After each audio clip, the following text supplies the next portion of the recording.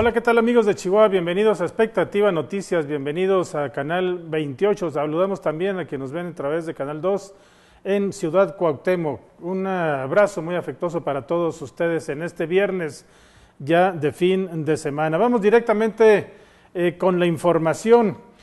Déjeme comentarle que se inauguró el Museo La Rodadora, esto allá en Ciudad Juárez. Es el museo interactivo más grande de México y el cuarto más grande en Latinoamérica, y ahí estuvo el señor gobernador del estado. Y este museo que usted está viendo, La Rodadora, está llamado a convertirse en el ícono del proceso de recuperación económica y de seguridad iniciado en Ciudad Juárez durante la actual administración. El gobernador César Duarte inauguró el espacio interactivo La Rodadora, acompañado del presidente del Consejo Nacional para la Cultura y las Artes, la CONACULTA, Rafael Tovar y de Teresa. El jefe del Ejecutivo Estatal destacó la importancia que tiene este museo para los juarenses y el estado de Chihuahua, luego de reconocer el esfuerzo realizado por quienes integran el patronato, al que se sumaron las voluntades de muchos juarenses, como la familia de la Vega, Fernández, Fuentes, Muñoz y otras que han aportado su entusiasmo para cristalizar e impulsar este tipo de proyectos. Indicó que esto permite definir que cuando nos unimos y se tienen objetivos claros se puede superar cualquier reto. Expuso que este espacio de Juárez, este nuevo lugar, esta cara de Juárez debe disfrutarse al máximo. Y bueno, le voy a presentar precisamente imágenes de lo que sucedió el día de ayer y hoy allá en Ciudad Juárez, con este espacio interactivo, el más grande de México y el cuarto en Latinoamérica. Ahí estamos viendo precisamente al señor gobernador del estado, César Duarte, acompañado de su señora esposa, la señora Berta Gómez de Duarte, y del cónsul en México, quien también asistió a este importante evento, fue uno de los invitados especiales. Y bueno, pues esto ocurrió el día de ayer en Ciudad Juárez, un espacio que, bueno, se dice que es para jóvenes, que es para niños y adolescentes, pero caray, déjeme decirle que este lugar es también para adultos, para grandes, o niños grandes como los que estamos viendo aquí, porque la verdad se divirtieron como cualquier otro niño. Y miren, esto es lo que también dijo el señor gobernador, en la inauguración de este espacio, La Rodadora, este espacio interactivo que la verdad vale mucho la pena ir a la frontera y visitarlo. Escuchamos al señor gobernador. Todos juntos podamos seguir impulsando estos proyectos que muestran que cuando nos unimos, tenemos, insisto, objetivos claros, podemos superar cualquier reto. Este espacio de Juárez, este nuevo lugar de Juárez, esta cara de Juárez, no solo debemos disfrutarla al máximo, que de por sí sería más que suficiente, que los niños de Juárez, independientemente de su condición social, de su circunstancia económica, tengan acceso al conocimiento, a la transformación que implica un espacio de esta naturaleza. Gentes que con una pasión como Marinela Servige, que no solo vino a aportarnos su experiencia, sino también le aportó recursos, y se lo agradecemos enormemente a Marinela de que este proyecto haya sido posible. Hoy podemos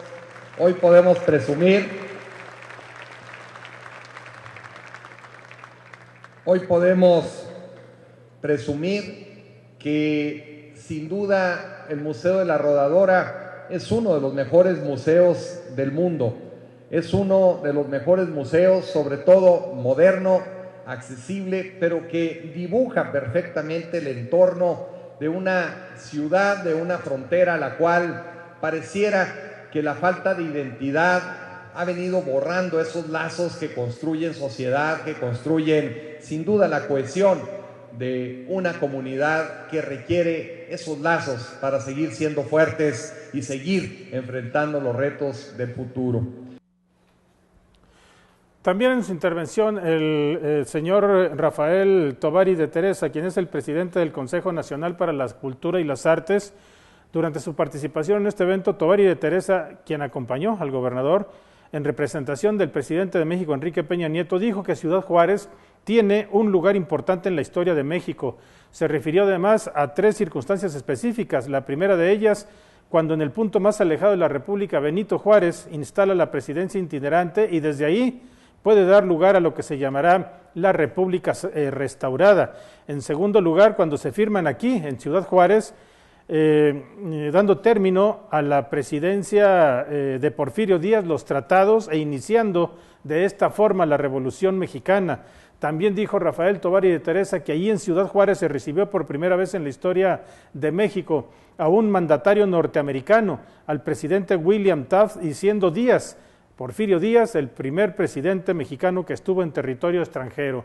Consideró que más allá de estos hechos históricos hay otro, que es que en todos estos años complicados que ha vivido México y ciertas partes de nuestro territorio de la inseguridad, es precisamente en este mismo lugar donde se ha hecho el esfuerzo más positivo y con resultados más exitosos de lo que es la recuperación de la autoestima de la propia comunidad y la reconstrucción de su tejido social. Pues esto ocurrió el día de ayer en esta inauguración de este museo interactivo, el más grande de México, el 4º más grande en Latinoamérica, y la verdad pues que es un acierto este museo allá en Ciudad Juárez.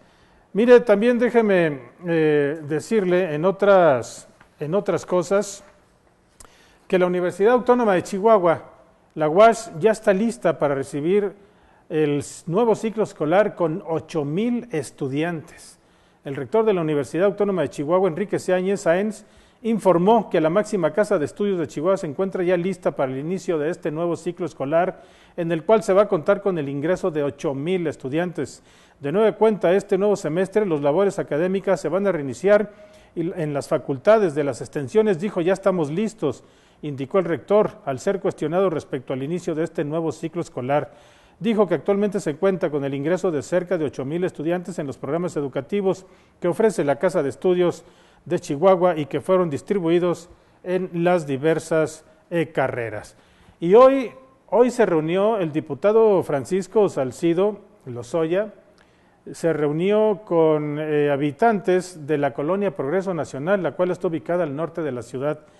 Estas reuniones, dijo el diputado Salcido, son con el firme propósito de escuchar sus necesidades e inquietudes para en base a ello trabajar para dar solución positiva a los problemas que ustedes me presentan.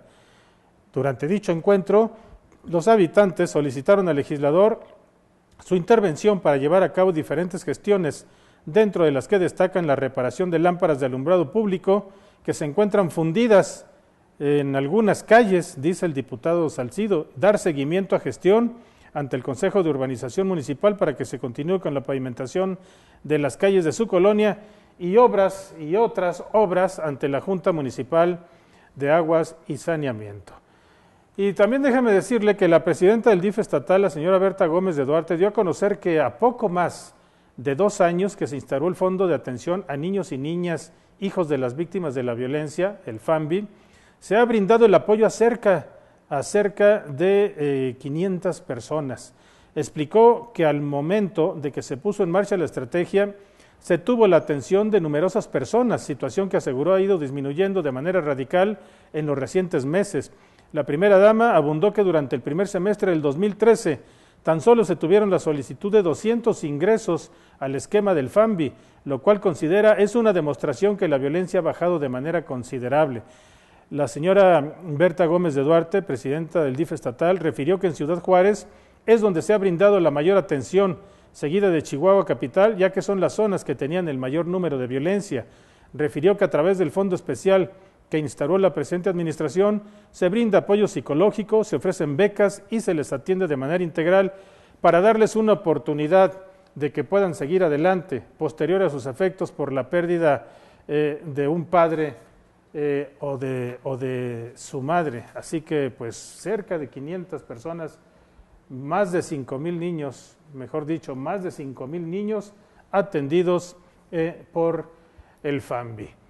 Y bueno, mire, todavía esta mañana, ya en otras cosas, todavía esta mañana se hablaba de la exoneración, de la posible salida del penal de Puente Grande, allá en Jalisco, pues del afamado narcotraficante Rafael Caro Quintero. todavía esta mañana, a eso de las 7, 8 de la mañana, en el noticiero de Carmen Aristegui se estaba precisamente analizando este punto, se comentaba este punto sobre este hombre que usted ve ahí ya, pues ya bastante grande, 28 años de su vida encerrado, Rafael Caro Quintero. Va a verlo el antes y después. Ahí está, mire, 1985, cuando ingresó al penal, 2010. El tiempo pasa y pues ahí está, mire, Rafael Caro Quintero. Pues todavía esta mañana, insisto, se decía que estaba a punto de salir, que a lo mejor no lo iba a lograr, que porque pues iba a más tardar poner un pie en la cárcel, que lo volvieran a meter, porque pues había posiblemente una orden de extradición de los Estados Unidos y que tal vez de México se iba a ir para allá, para los penales de los Estados Unidos. Pues nada, que esta madrugada, sigilosamente, para que nadie lo viera, así como sombra en la noche, pues resulta que Caro Quintero, Rafael Caro Quintero, pues ya quedó en libertad, ya no está preso, está totalmente libre, con el mayor de los sigilos. El narcotraficante Rafael Caro Quintero abandonó la madrugada de este viernes el penal estatal de Puente Grande, luego de permanecer encarcelado durante cerca de 3 décadas, acusado del secuestro y asesinato de Enrique Camarena Salazar, un agente de la agencia antidrogas estadounidense, la DEA, y del piloto mexicano Alfredo Zavala Avelar en febrero de 1985.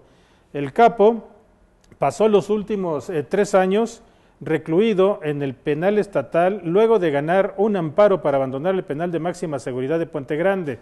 Según versiones ligadas a las autoridades del reclusorio metropolitano, el ex líder del cártel de Guadalajara, de Jalisco, salió del núcleo penitenciario acompañado de sus abogados y de sus familiares, aunque no se sabe si después de obtener su libertad, Caro Quintero se mantiene en esta ciudad o salió del estado rumbo a su natal Sinaloa o hacia algún otro lugar. Así que, pues hoy quedó en libertad total el famoso narcotraficante Rafael Caro Quintero aquí en pantalla. Usted lo recordará bien por esos grandes sembradíos que se detectaron allá en Jiménez, Búfalo, una gran cantidad de hectáreas de marihuana, que hoy es el tema de moda, por cierto, por la posible legalización. Y pues mire, si de esto se hubiera dado en aquel momento, posiblemente la legalización en aquel momento en 1985, pues tenga usted por seguro que entre Fox y Caro Quintero yo creo que hubieran sido los empresarios más grandes de esta droga, de la marihuana. Pues ahí está, miren, en aquel entonces, en 1985, cómo quemaban grandes extensiones y tantos trabajadores que se congregaron ahí en Búfalo, con falsas promesas además, porque casi estaban presos. Y miren nada más las extensiones, algo increíble. Pues Rafael Caro Quintero, quien era el productor y dueño de todos estos sembradíos, hoy quedó totalmente libre, ya está en libertad total, el famoso narcotraficante del cártel de Jalisco de Guadalajara, Rafael Caro Quintero. Y bueno, con esto le doy la más cordial bienvenida a mi compañero Manuel Narváez. ¿Qué tal, Hugo? ¿Cómo estás? Buenas tardes. Que ya es viernes de fin de semana, Manuel. Pues, ¿cómo la ves con Rafael Caro Quintero? Fíjate, todavía esta mañana yo estaba escuchando a Carmen Aristegui y todavía ayer, cuando se empezaba ya a vislumbrar esta noticia, decían todos, pues yo creo que no lo va a lograr, porque más va a tardar en poner un pie afuera del penal que en que lo vuelvan a recluir, porque pues no creemos que los Estados Unidos acepten así con tanta facilidad que lo dejen en libertad. Seguramente va a haber una orden de extradición y lo van a enviar para allá. Pues nada, que bajo el manto de la noche, bajo el manto de la oscuridad, se va Caro Quintero del penal de Puente Grande. Bueno, hubo otro que de perdida compurgó una condena, 28 años, y así es la ley. Sí. Él ya legalmente ya le pagó a la sociedad. Ya pagó. Pero hubo otro que se fue en transcurso de la mañana, muy temprano, ¿te acuerdas del Chapo Guzmán? Sí. No, pero a ese le dieron pase de picaporte. A ese le dieron facilidades, sí, ya cumplió. Y bueno, y Estados Unidos, digo que puede tener motivos por el asesinato de la gente de la DEA, de Enrique Camarena. Sí. Sin embargo, pues habría que revisar los tratados internacionales porque se han ido modificando desde entonces y si puede reclamar la extradición. ¿Sabes cómo le dicen ya al Chapo Guzmán? El presidenciable. ¿Sabes por qué? Porque ya lleva 3 sexenios, ya le hizo en el transeccional el Chapo Guzmán. El Lula da Silva a la cuarta intentona logró la presidencia de Brasil, sí. No la descartemos, pero Estados Unidos también tampoco tendría, no tiene cara para reclamarlo. Ellos comúnmente llegan a acuerdos con los grandes capos para ir agarrando otros. Habrá quien pueda cuestionar esto, pero las condenas que se dan en Estados Unidos para capos muy famosos, a lo largo de la historia hemos sabido mucho de ellos, son muy pequeñas. ¿Recuerdas de los años 30 de Chicago, sí. Al Capone, sí. Que compurgó una pena por evasión fiscal que era muy pequeña comparado con los crímenes que se le asociaban, y estuvo de 6 a 10 años en prisión y murió incluso por una enfermedad por promiscuidad, por sífilis. Por sífilis murió, pero él salió de la cárcel. Incluso hoy en día varias familias de las mafias italianas hacen un acuerdo con la Fiscalía de los Estados Unidos, con el fiscal que le corresponde, y pueden pactar penas de 8, 10, 15, 20 años, salen campantemente, y el daño que se le hizo a la sociedad, que muchas veces es grande por la cuestión de las drogas y lavado de dinero, etcétera, y son penas muy pequeñas comparadas con el Capo Quintero. Yo no defiendo a Caro Quintero, le hizo mucho daño a la sociedad mexicana, pero él ya cumplió su pena y la sentencia que le dictó el juez pues está compurgada. Entonces tiene todo el derecho del mundo, salvo que haya realmente tratados vigentes que le permitan como un dato adicional, la pareja de Caro Quintero, Rafael Caro Quintero, en aquel entonces, su novia o su pareja, era la hija o sobrina, algo así, no tengo el dato muy claro. De Cosío. Del exgobernador de Jalisco en ese así entonces. Es, de Guillermo Cosío Vidaurri. De Guillermo Cosío Vidaurri. Así es, pues hubo incluso muchas parodias, se hicieron películas, etcétera, de cómo se triangulaba incluso la relación que tenía también. Fíjate, con desde cuándo ya estaba Luis Echeverría, ya estaba combinado el poder con el narcotráfico. Bueno, desde mucho antes, siempre decía, está familiarizado, pero causa mucho revuelo porque es uno de los narcos más emblemáticos de este país.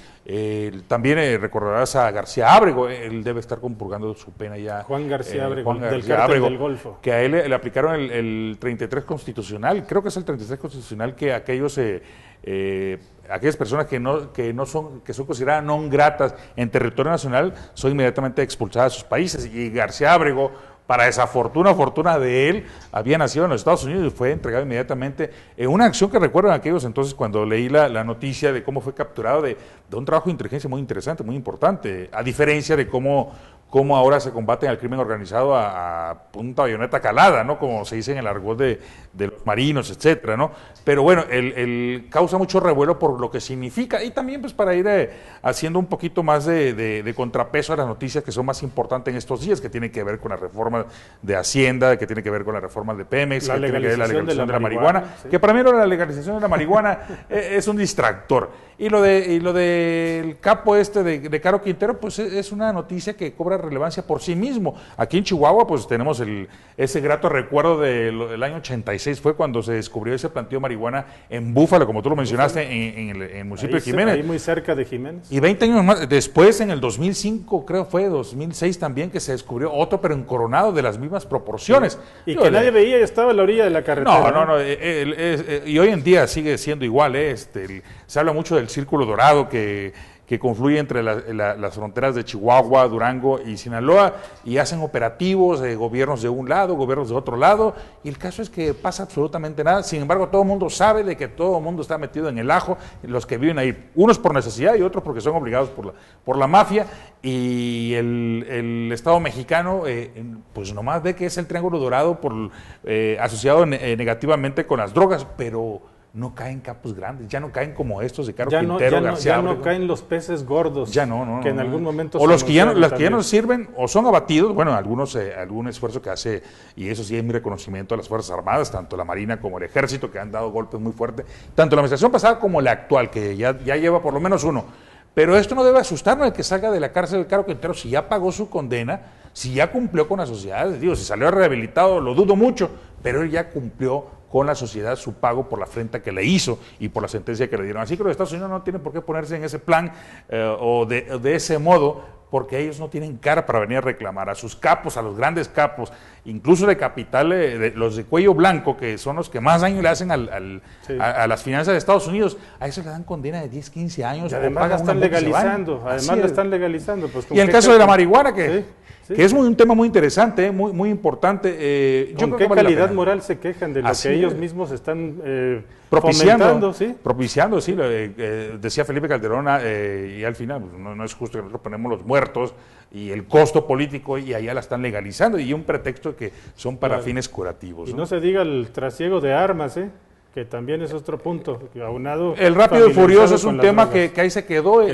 Uno de los responsables, que era el procurador, creo, de los Estados Unidos, incluso que la bancada republicana exigía su renuncia, y quedó como suele suceder en los gobiernos, en política. No hay responsables, se hacen de la vista gorda y ahí continúa en su cargo el señor. Nosotros pagamos los costos. Felipe Calderón su sexenio y se apagó el tema, el rápido y furioso, y ahí se quedó el sueño de los justos. Entonces, la verdad que no tienen vergüenza. Se apagó el tema ya, pero los muertos siguen aquí. Muertos siguen, y las consecuencias las seguimos pagando. Entonces, le pedía que avisaran al gobierno, oye, vamos a hacer una acción de esta naturaleza, pero eso habla siempre de que hemos sido el traspatio de los Estados Unidos. Desgraciadamente, alguien dijo, para irremediablemente tan lejos de Dios y tan cerca de los Estados Unidos. Manuel, tenemos 3 minutos. Rapidito te comento. Sí, una numerable de Pemex, que es un tema que que es muy importante, muy interesante para los mexicanos. Déjame decirte, Pemex, que se dice que es de los mexicanos, no es cierto. Son de 200,000 mexicanos privilegiados nada más. Yo pensaba que era de Romero de Champs. Bueno, en gran medida es uno de los socios principales, de los accionistas más importantes. 120,000 empleados, 90,000 jubilados o pensionados, que le cuestan ahora al presupuesto, a este año, 35,000 millones de pesos. De los impuestos que pagan ustedes, que pagas tú, que pago yo, 35,000 millones de pesos. Es un fobo a prueba. Se va para pagar las pensiones de estas personas de las jubilaciones.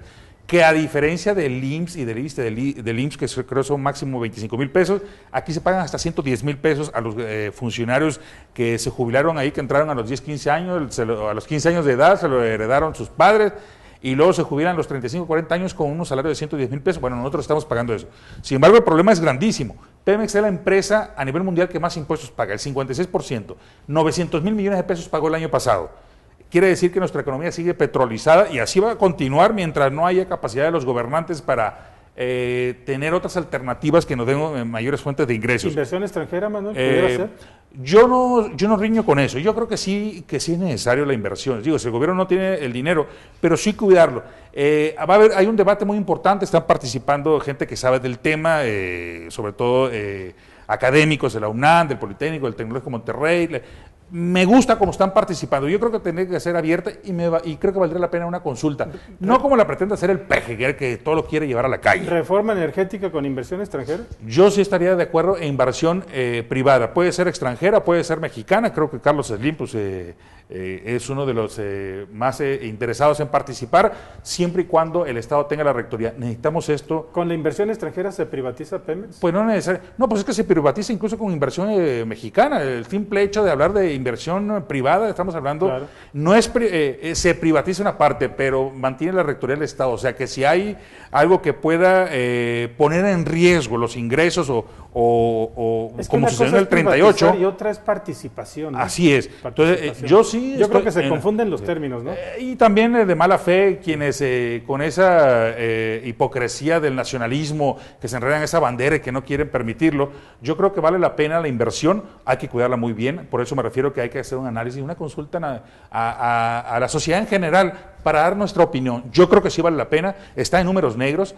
de 3,5 millones que se exportaban hace algunos años, hoy se exportan 2,5 millones de barriles diarios, estamos importando el 80% de las gasolinas, pese a que tenemos 6 refinerías, sí. Son insuficientes, hay gas que no se aprovecha, porque estamos importando el gas incluso de Asia. Entonces, teniendo nosotros los recursos naturales, pero no tenemos la tecnología, porque no tenemos la inversión, pues estamos aprovechando eso y vamos a seguir importando gasolina y nosotros, por ejemplo, en Chihuahua, que importamos el gas, uno de los gases del gas en precio más caros del mundo. Finalmente, Manuel, y así rápidamente, inversión extranjera, participación extranjera con Romero Deschamps al frente del sindicato. Yo creo que tiene que revisarse todo eso bien, lo que tiene que ver con el sindicato, el régimen fiscal, porque es de los que más pagan. Yo creo que tiene que ser atractivo para el inversionista, pero sí la seguridad de que el Estado mexicano sigue siendo el rector el que controla todo eso. Y también pues que las utilidades, si no nos la van a compartir, pues por lo menos que la gasolina no sea más cara. Pero yo creo que sí vale la pena la inversión. Y fíjate los contrastes, así rápidamente. Ayer en una entrevista que vi a nivel nacional con el líder petrolero de Noruega, el equivalente a Romero Deschamps en México, dijo, bueno, pues yo soy el líder petrolero, sí, no tengo auto, me lo presta mi mujer, dice, y gano 2 millones de pesos anualmente, y no tiene auto, ¿eh? En cambio, Romero Deschamps, hasta Ferrari y otras cosas. En Finlandia y Noruega, sí, ahí sí son dueños de todo, de su petróleo, porque cada 6 meses el gobierno, cuando hay utilidades, se los comparte a todos sus ciudadanos, los que están registrados en el padrón electoral. ¿Y por qué no podemos hacer eso, Manuel? Primero, porque no tenemos los ciudadanos la capacidad para presionar, y los legisladores no tienen la vergüenza para presionar en los partidos políticos. Pero por supuesto que podemos quitarnos de encima a esa lacra y otras lacras como él, como Francisco Hernández Juárez y otros dirigentes sindicales mañosos. Manuel, gracias. No, al contrario, Hugo, muy buenas tardes, buen provecho, buen fin de semana. Y buen fin de semana también para usted que nos vio aquí en Expectativa Noticias. Muchas gracias, hasta pronto.